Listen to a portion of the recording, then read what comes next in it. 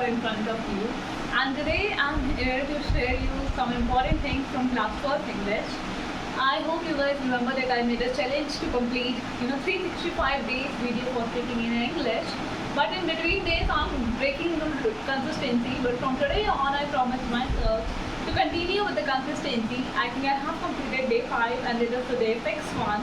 Like it is just the first week, yeah, of course, and I'm just making myself persistent and consistent with the thing which I'm doing, which I'm trying to do. So here we go with the 6th day, and today's topic is a bit interesting. From now on I have made this videos more interesting for me, so that it would not only help me in my class 12, along with it will also help me to become fluent and better in English language. So it gets started.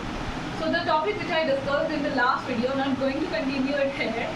So sorry for that. And from today onward, I'm going to continue with something else. So today I'm going to take the chapter 1 of class 12 English, which is the last lesson. And it's kind of irony here, like it is the first chapter and the chapter's name is the last lesson, like, right? So the chapter's author is Alphonse Daudet, I guess. I've forwarded this, I read this few weeks ago, I will say few days ago, and I'm not able to remember it. Yeah, Alphonse Daudet. So I will just give you a brief summary of this chapter, and then I will be taking some of the important questions from this chapter. I think that I should discuss some of the questions that there are therein. I'm having one of the question paper. It is the sample question paper of last year, 2024-25. And here I will be searching for some, I will tell you like one of the questions from this chapter. I read them. I hope they will be there. Yeah. What does the contrasting imagery of the church clock and the Prussian trumpets represent in the last lesson? So here is this question. And I think there's only one question from this chapter in the whole simple paper. Yeah. I'm able to find only one. But I have also read the poem, like I will discuss it in the next video, which is written by Kamla Das, My Mother at 66. There is also one question from that poem, which is interpret the use of visual imagery by Kamla Das in her poem to depict the passage of time. Like, I think in this question we will be able to write about when she, imagery part is when she is having a thought of her mother, which is a negative thought, that her mother is growing old, and then he put away the thought by looking at the trees which are sprinting there, which is again irony, not irony, it is a personification.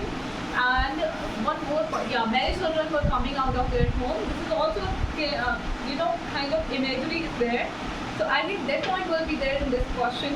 And I have also read the chapter Lost Spring. So there is one question from that chapter 2.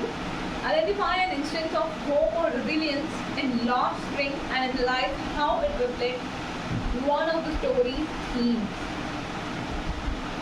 If I'm talking about hope or resilience in this chapter, I will be taking the second part, which is the Mukesh one part. When Mukesh is having a hope that he will become a car engineer, so at that point, he is not only the hope for himself, for his family, but the hope for his whole community. Because as you know, there is a hierarchy system of making bangles in their whole community. Their grandfather, their father, and great-grandfather, they were all making bangles, and the same profession is transferred to Mukesh also. But he is having a thought to become car engineer. So this is the hope of, this is the kind of hope for their community. Secondly, resilience. When the author asked him that how will you be able to go to the car mechanic? How will you be able to drive the car? How would you learn about all this? So he said there is a garage, I will go to there. But when the author referred about the long distance between his home and the garage, he said I will walk by myself, I will reach there at any point. This showed how resilient he was. You can also add a quote which is related to resilience.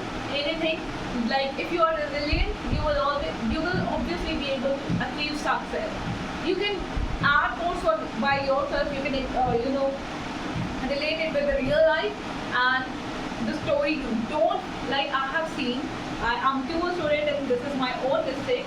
Did I to take the real life example, but I forgot to relate it with the story. The biggest point, the point where you lose your marks. So please focus and I will also be focusing on it. So let's get with the summary. The summary of the chapter, the last lesson is, here there are two main characters around whom the story revolves. Number one is Franz, a student who don't like to study French language, and second is M. Hammer, who is a teacher who is having 40 years of experience in his career of teaching.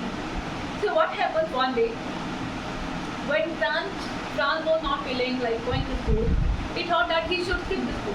But instead of skipping the school, like the surrounding was really tempting, the Russian army were drilling in the fields behind the what was that sawmill. Yeah, there was a sawmill, and in the back side of that there was a field where the Russian army was drilling. So the scene was totally tempting, and he was really attracted by the. He was looking at that attractive scene, and he was wishing to skip the school that day. But he had the power to resist his negative thought, and he went to school. And when he went to school, what he saw that in daily hustle bustle of the school, today was the day when it was really silent class.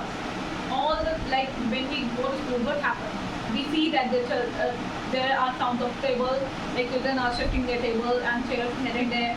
There is the noise of children who are speaking. The teacher are teaching the lessons to children. Baba, I forgot about the word. Yeah, children are singing in unison, right? There are a lot of things there. But on that day, when Franz went to the school, what he saw, there was